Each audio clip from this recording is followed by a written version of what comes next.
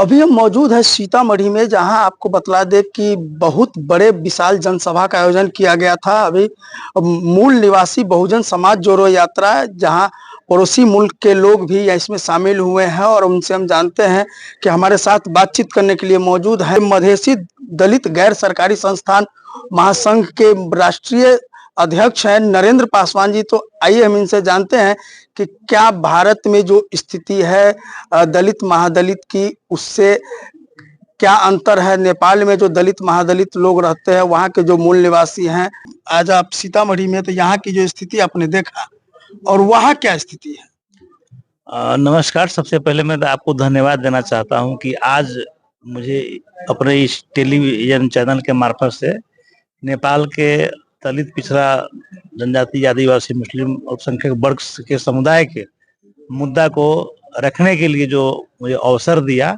उसके लिए मैं आपको धन्यवाद देना चाहता हूं। और मैं खास करके नेपाल में हम लोग तराई मधेश से जुड़े हुए हैं। हमारा घर आपके सीतामढ़ी के पड़ोसी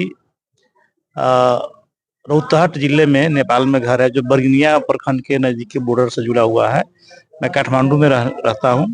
मैं ये सामाजिक संस्था मधेसी दलित एनजीओ फेडरेशन चला रहा हूँ। इसके मार्फत मैं दलित, जनजाति, आदिवासी, पिछड़ा वर्ग को मुद्दा को जोरदार रूप से उठा रहा हूँ नेपाल में, जिससे मैं बाबा साहब के विचारों को वहाँ पे प्रचार प्रसार के रूप में लेकर चला रहा हूँ। उनके विचार की जिस तरीके से नेपाल भारत में बाबा साहब भीमराव अम्बेडकर ने यहाँ के दबले कुचले वर्ग को, आदिवासी, दलित को, यानी कि संपूर्ण वर्ग समुदाय को जो इक्वलिटी के जो अधिकार दिए, मैं उसी तरह नेपाल में भी हम लोग संघर्ष कर रहे हैं।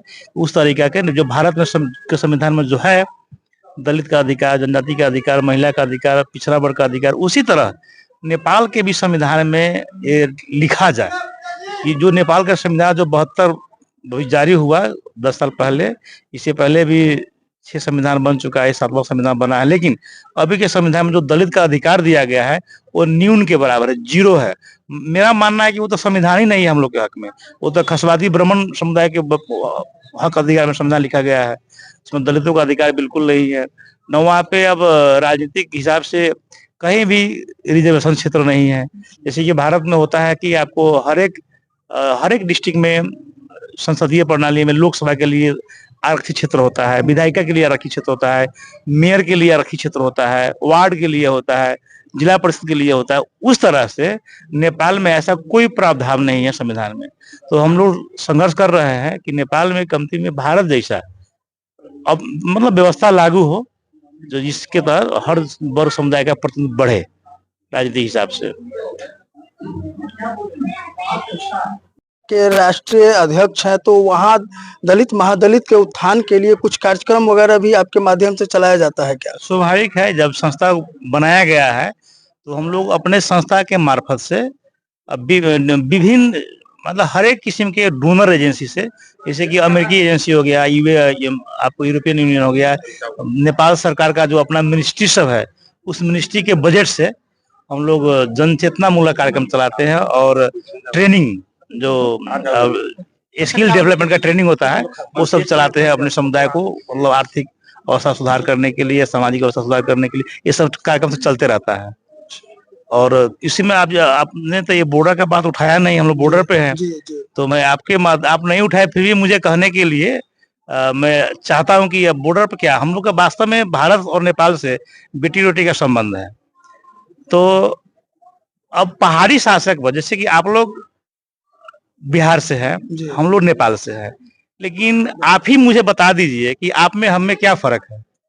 आपका फेस भी काला है, मेरा फेस भी काला है, ठीक है। तो नेपाल में हम लोग का दोहरो मार पड़े है। नेपाल वाले शासक वर्ग है जो पहाड़ी शासक वर्ग, खस वर्ग, हम लोग को इंडियन करके हेपता है। हम लोग इंडिया में आते हैं तो आप लोग मानने के लिए तैयार नहीं होते कि हम लोग नेपाली है, क्योंकि हम लोग का नाक अंदर नहीं गया है, आंख अंदर नहीं है, हम लोग गोरे नहीं है। इसलिए आप लोग से भी आग्रह है कि आप लोग अपने सरकार को भी सचेत कराइए, कहिए कि हमारे चेहरे वाले लोग जो नेपाल में रहते हैं उन लोग के लिए सोचिए। लेकिन आपके सरकार द्वारा जितना भी परियोजना दिया जाता है वो मैक्सिमम पहाड़ में जाता है। जैसे कि मैं सिंपली उदाहरण देना चाहता हूँ, भारत सरकार के प्रतिनिधि नेपाल में है भारतीय एम्बेसी, इंडियन एम्बेसी है। इंडियन एम्बेसी का तहत एवरी ईयर हर एक साल 2022 से यानी कि 25 से के हाराहारी में नेपाली बच्चों को पढ़ने के लिए स्कॉलरशिप दिया जाता है। मैं ये जानना चाहता हूं आप लोग के मीडिया के मार्फत से कि आपका प्रतिनिधि, भारत का प्रतिनिधि नेपाल में जो है भारतीय एम्बेसी, वो भारतीय संविधान के तहत चलना चाहिए कि नहीं चलना चाहिए? बिल्कुल। तो वहां क्यों नहीं चलती है? भारतीय संविधान के तहत भारत में दलित, पिछड़ा वर्ग, ओबीसी, अल्पसंख्यक को जो सब्सिडी मिलता है, स्कॉलरशिप मिलता है पढ़ने के लिए, उसी प्रकार नेपाल में जो आपका प्रतिनिधि है भारतीय एम्बेसी, उसी तरह वो अपना विज्ञापन करता है पढ़ने के लिए, नोटिस करता है, लोग फॉर्म भरते हैं बच्चे लोग। लेकिन सिलेक्शन कैसे होता है? वो पहुंच के आधार पर। उसमें 99% ब्राह्मण क्षेत्र के बच्चों को पढ़ने के लिए दिया जाता है, कि वो पहाड़ी ब्राह्मण हो या मधेश ब्राह्मण हो, कि पहाड़ी क्षेत्रीय हो या मधेश के क्षेत्रीय हो, उसी सब के बच्चों को प्रमोट किया जाता है। लेकिन वहां पे दलित का पहुंच नहीं है, पिछड़ा वर्ग का पहुंच नहीं है, आदिवासी का पहुंच नहीं है। इस तरीका से आप लोग के माध्यम से मैं यही चाहता हूं कि अब वहां यहाँ पे भी आप लोग थोड़ा सहयोग कीजिए। हम लोग का तो बेटी बेटी का संबंध है।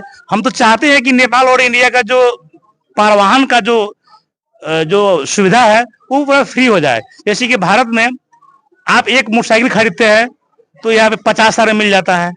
वही मोटरसाइकिल हम नेपाल में खरीदते हैं, वहां पे 3.5 लाख में मिलता है। अब बताइए, हम लोग 500% टैक्स देते हैं ना, तो उसे फायदा क्या है? मैं तो चाहता हूं कि नेपाल भारत में ही लीज में ले भारत सरकार अपने ही लीज में लेके नेपाल का रोड चलाए। मेरा ये मतलब साफ साफ ये कहना है कि ये सीमावर्ती क्षेत्र के जो लोग हैं उनको काफी दिक्कतें होती हैं। बहुत सारा दिक्कत है। सीमावर्ती लोगों को जो पीड़ा है वो पहाड़ी शासक वर्ग को उस पीड़ा से कोई लेना देना नहीं है।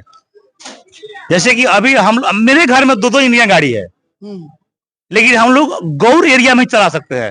40 किलोमीटर अंदर जाएंगे तो भंसार करना पड़ेगा। मोटरसाइकिल का भंसार आपको 500 रुपए का रोज है और गाड़ी का 750 रुपए का रोज है। ये समस्या है। ये समस्या मधेसी जनता की समस्या से पहाड़ी शासक वर्ग को कोई लेना देना नहीं है। लेकिन आपकी सरकार जो है वो पहाड़ी शासक वर्ग की बात सुनती है। मधेसी सत्ता में तो वही है। सत्ता में तो हम लोग भी 50% में है ना। 3 करोड़ की जनसंख्या का देश नेपाल में, तो 1.5 करोड़ तो मधेसी जनता है ना। तो क्या मधेसी जनता की बात नहीं सुनना चाहिए आपकी सरकार को?